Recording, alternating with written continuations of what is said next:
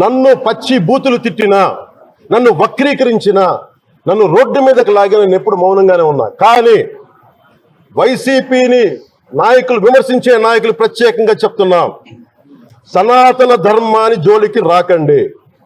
తప్పు జరిగితే తప్పు జరిగిందని ఒప్పుకోండి, లేదా మాకు సంబంధం లేదని చెప్పండి. అంతేగాని మళ్ళీ అడ్డగోలుగా మాట్లాడితే ఎవరు క్షమించం. ఇక్కడ మీరు కూడా హిందువులే. పొన్నవోలు సుధాకర్ రెడ్డి గారు, మీరు హిందువులే. నోటికొచ్చినట్టు మాట్లాడకండి. తమాషాలుగా ఉందా మీకు? సరదాలుగా ఉన్నాయా? మొన్నటికి మీద ప్రకాష్ రాజ్ గారు మాట్లాడారు నా మీద. అరే, నేను మాట్లాడుతుంది ఒక హిందువులు అపవిత్రం గురించి మాట్లాడుతున్నాను. ఇందులో ప్రకాష్ రాజ్ గారికి సంబంధం ఏంటి? ఇందులో నేను ఇంకొక మతాన్ని నిందించానా? ఇస్లాంని నిందించానా? క్రిస్టియానిటీని నిందించానా? అపవిత్రం జరిగింది, ఇలా జరగకూడదు, ఫుడ్ అడల్టరేషన్ జరిగిందని మాట్లాడుతుంటే దీన్ని గోల చేయకూడదంట. అంటే తప్పు జరిగినప్పుడు మాట్లాడకూడదా? ఒక అపవిత్రం జరిగితే మాట్లాడకూడదా? దేవతా విగ్రహాలను శిరచ్ఛేదం చేస్తే మాట్లాడకూడదా? ఏం పిచ్చి పట్టింది ఒక్కొక్కళ్ళకి? ఎవరి కోసం మాట్లాడుతున్నారు మీరు? ప్రకాష్ రాజ్ కూడా చెప్తా ఉన్నాను, నాకు మీరంటే గౌరవం. I have extreme respect for you. కానీ when it comes to secularism, Prakash Raj garu, it is a two-way, not one-way. I have extreme respect for you. You know that.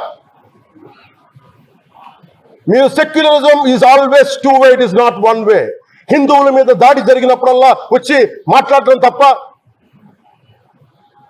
అన్య మతాల మీద జరిగితే నేను కూర్చొని ఇంతమంది కౌలు రైతులకు ఇచ్చాను, ఎంతమంది ముస్లిం ఇస్లాం రైతాంగానికి ఇచ్చాను. నేను ఇదే ఎన్ని మద్రాసాలకి డబ్బులు ఇచ్చాను. నేను 25 లక్షలు 30 లక్షలు ఇచ్చాను. నేను ఇచ్చినవాడిని. నేను నాకు అన్య మతం ఇస్లాం మీద గౌరవం ఉన్నవాడిని, క్రిస్టియానిటీ మీద గౌరవం ఉన్నవాడిని.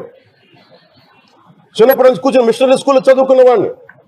నా టీచర్ చెప్పే సూక్తి, తను తగ్గించుకున్నవాడు హెచ్చింపబడిని చెప్పి బైబుల్ సూక్తిని ప్రతిసారి కోట్ చేస్తూనే ఉంటాను.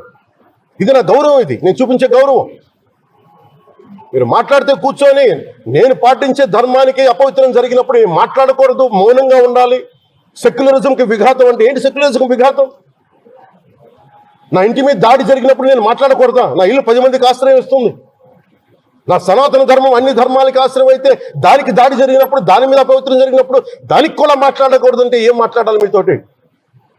ప్రకాష్ రాజ్ గారు, you have to learn your lessons. I respect you. It's not just Prakash Raj garu, all the people who thinks in the name of secularism, you're going haywire. Let me tell you guys, we are extremely hurt. Don't make a mockery out of our sentiments. We are deeply, deeply hurt. It's not fun for you, maybe it might be fun for you. It is not fun for us. It's a deep anguish, deep pain. Don't you ever forget. Before you come and think 100 times and talk about Sanatana Dharma. Enough of this. చాలు. ఇష్టానికి మాట్లాడుతూ ఉన్నారు సనాతన ధర్మం మీద. అయ్యప్ప స్వామి మీద మాట్లాడతారు, సరస్వతి దేవి మీద మాట్లాడతారు. అల్లా మీద మీరు మాట్లాడగలరా? మొహమ్మద్ ప్రవక్త మీద మీరు మాట్లాడగలరా? జీసస్ మీద మీరు మాట్లాడగలరా? అందరూ కూర్చొని సనాతన ధర్మం మీద, వినాయకుడి మీద జోకులు వేస్తారు, దుర్గాదేవి మీద జోక్స్ వేస్తారు, సరస్వతి దేవి మీద జోక్స్ వేస్తారు. మా మనోభావాలు గాయపడవా? మాకు బాధ ఉండదా? అందుకే నేను ప్రతిపాదించింది ఏంటంటే, ప్రతి దానికి రావలేకపోతున్నాం.